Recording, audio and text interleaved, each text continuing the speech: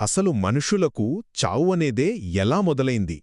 ఈ పురాణ కథనం గురించి ఇప్పుడు క్లుప్తంగా చూద్దాం.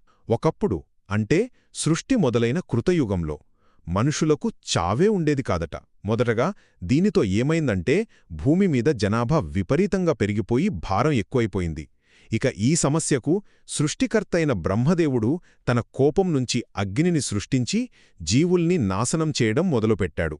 కాని అప్పుడే పరమశివుడు అడ్డుపడి, "నువ్వు సృష్టికర్తవి, ఇలా నాశనం చేయకూడదు" అని చెప్పడంతో బ్రహ్మ ఆగిపోవాల్సొచ్చింది.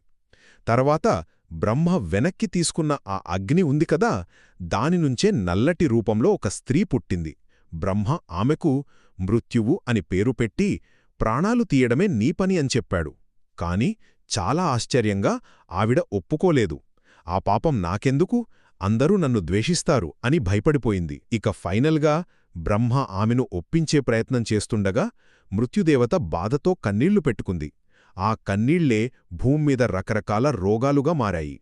అప్పుడు బ్రహ్మ ఆమెతో ఇలా అన్నాడు, "చూడు, ఇకపై మనుషుల చావుకి ఈ రోగాలే కారణం.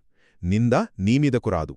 నువ్వు కేవలం విధి ప్రకారం వాళ్ల సమయం వచ్చినప్పుడు వాళ్ల ప్రాణాల్ని యమధర్మరాజుకు అప్పగిస్తావు అంతే." అంటే మరణం అనేది ఓ శిక్ష కాదన్నమాట.